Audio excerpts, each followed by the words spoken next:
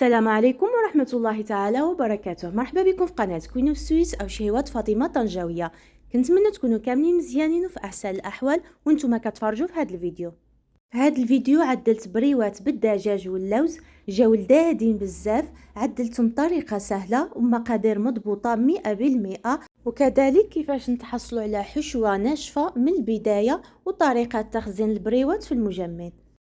ما تنساوش تشجعوني بلايك وتبارطاجيو الفيديو مع الاهل والاصدقاء ديالكم، وتكتبوا لي الاراء ديالكم في التعليقات اسفل الفيديو.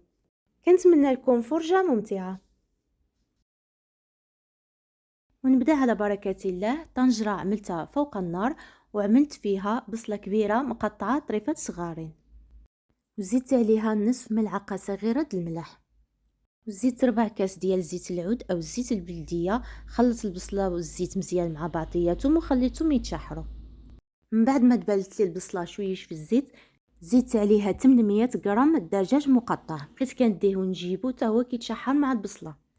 كنغطي الطنجره باش دغيا كيتقلى الدجاج، ما كيديش بزاف د الوقت.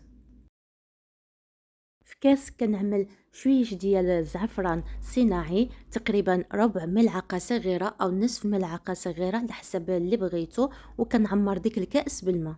من بعد غادي نمرق به الدجاج ديالي. من بعد ما تقلى دابا غادي نزيد عليه التوابل. عملت ملعقه صغيره معمره بسكنجبر مدقوق، ونصف ملعقه صغيره الابزار اسود مدقوق، وملعقه صغيره د القرفه مدقوقه، وزدت عليهم ملعقه صغيره ديال السمن، وزيت 3 ديال العويدات د القرفه، وزيت 3 د مغارف كبارين د الربيع قزبر ومعدنوس مقطع صغير، ومغروفه صغيره د الخرقوم اختياري. كاين اللي ما كيعجبوش الدجاج بالخرقوم يخليه غير سكنجبير ولا قامه اخرى. خلط مزيان القامه مع الدجاج حتى دخلت فيها، وديك الساعه زيت ديك الكاس ديال الزعفران والماء اللي كنت عملت حتى غلا ديك الكاس ديال الزعفران مع الدجاج. عاد زدت عليه الماء الكافي اللي غادي يطيب فيه الدجاج. انا عملت كاس ونص ديال الماء، غطيت الطنجره وخليتها حتى طاب الدجاج مزيان. في هاد البريوات غادي نحتاج 8 د البيضات. فقست كل بيضه في زلافه صغيره، ومن بعد كنكبهم في زلافه كبيره فيها فاش غادي نخلطهم كاملين بحال اومليط. من بعد ما طاب الدجاج غادي نزيد عليه ملعقه كبيره ديال سكر سنيده، وزيت ملعقه كبيره ديال العسل عندي جامده كما كتشوفوا، وزيت كذلك ملعقه كبيره ديال الزبده من الاحسن تستعملوا الحيوانيه، كتعطي المذاق احسن من النباتيه. كنخلط الكميله حتى كتذوب الزبده والعسل والسكر مع المرق اللي عندي.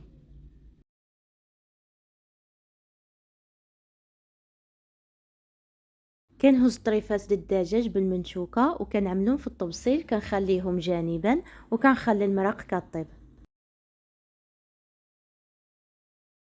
كنخلي الحشوه تزيد تشحر وتعلق، ما كنغطيهاش وكنبقى كنحركها.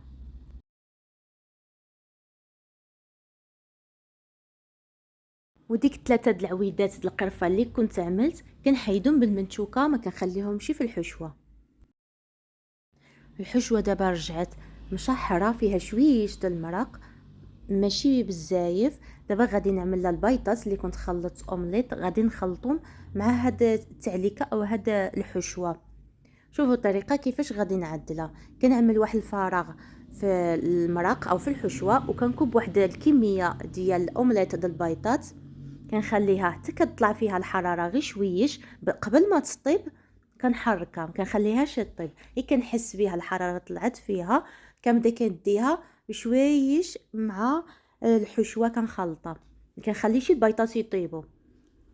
كنبقى كنحرك البيضات مع الحشوه مع البصله والربع حتى كنتاكد انهم انسجموا مع بعضياتهم، والبيضات ما عملوش الطريفات مفروزين بوحديتهم، ضروري يكونوا مخلطين مع الحشوه ما بينش الفرق بيناتهم.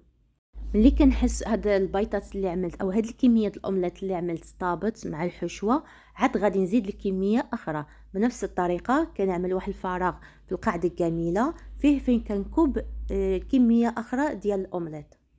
هاد المرحله ما قطعتهاش بالمونتاج باش تشوفوا طريقه كامله كيفاش خلطت البيضات مع الحشوه البصل والربيع. ما كنخليش البيضات يلصقوا في القاعده كامله. واذا حسيت بشي جهه في البيطات بدات كطيب كنحرك.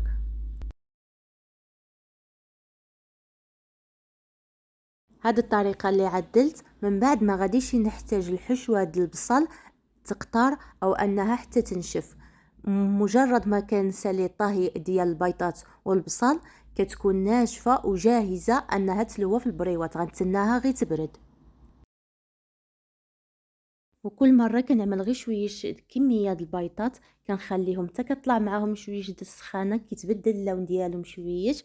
ديك الساعه كنبقى غير كنحرك وكنخلط مع الحشوه، كنخليهمش يلصقوا في القاع كامله. ملي كنعمل بيضات ما كنزربش عليهم دغيا، كنحركهم كنخليهم في مطعم واحد شويش حتى كطلع معاهم الحراره كيشبروا في راسهم شويش، عاد كنبقى كنخلطهم مع الحشوه شويش بشويش. وبالنسبه للعافيه البوطه خليوها حانيه باش ما تشلط لكمش البيضات دغيا طيبهم وما تقدروش تتحكموا فيهم. وبهذه الطريقه كتجي الحشوه ناشفه ومعلكه.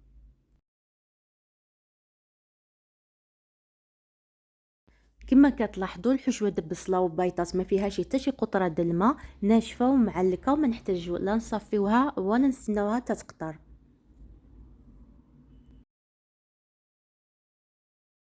من بعد ما برد الدجاج كنحيد له العظم وكنقطعو طريفات صغارين بحال هاد الطريقه.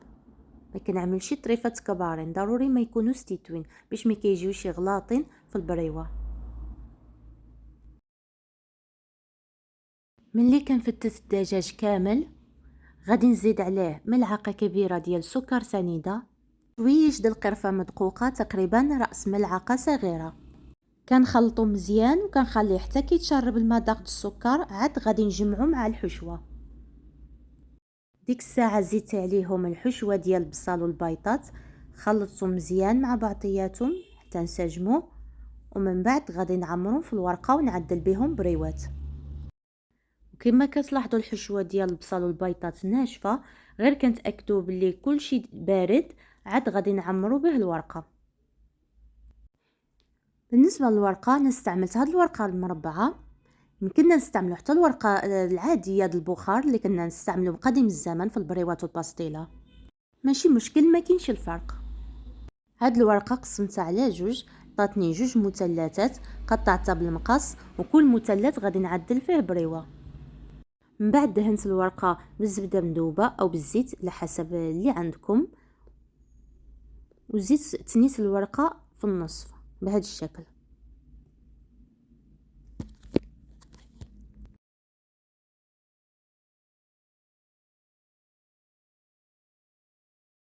عملت ملعقه كبيره ديال الحشوه ديال البريوات، كنبدا كنتني البريوه بهذا الشكل على شكل مثلث حتى كنساليها.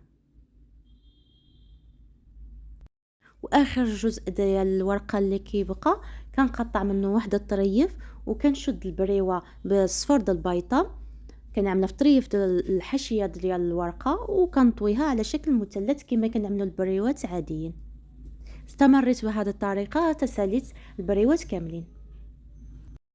هاد المرحله ما عملتش فيها اللوز من داخل، غادي نعملو من برا من بعد باش كيبقى مقرمش ما كيجيش رطب. اذا بغيت نحتفظ بالبريوات في المجمد كنخليهم كما هيدا خضر، كنعملهم في بلاستيكه، كنعمل صف واحد ما كنعملوش في بعضياتهم وكنشدها وكنعملها في المجمد. واذا بغيت نطيبهم كنطيبهم في الفران، ملي كنخرجهم دهنتهم بالعسل وعملت فوق منهم اللوز مهرمش محمر، كيجي مقرمش ولذيذ بزاف، احسن من داخل. احسن اذا عملت اللوز من داخل كيجي بحال رطب وماشي لذيذ بزاف. بالنسبه للطياب ديالهم في الفرن كنعملهم على فرن مسخن مسبقا 180 درجه، كنعملهم في الاسفل ومن بعد كنطلعهم الفوقي، غير اللون ديالهم كيرجع مذهب صافي كنخرجهم اولا كنقليهم في الزيت. هاد البريوات جاو لذاذين بزاف، كنتمنى تجربوهم وتكتبوا لي الاراء ديالكم في التعليقات اسفل الفيديو. فضلا وليس امرا شجعوني بلايك وبارطاجيو الفيديو مع الاهل والاحباب ديالكم، واللي اول مره كيشاهد قناه كونو سويت يشترك في القناه باش توصل بالجديد الفيديوهات ديالنا القادمه ان شاء الله. الى اللقاء في فيديو جديد ووصفه جديده ان شاء الله.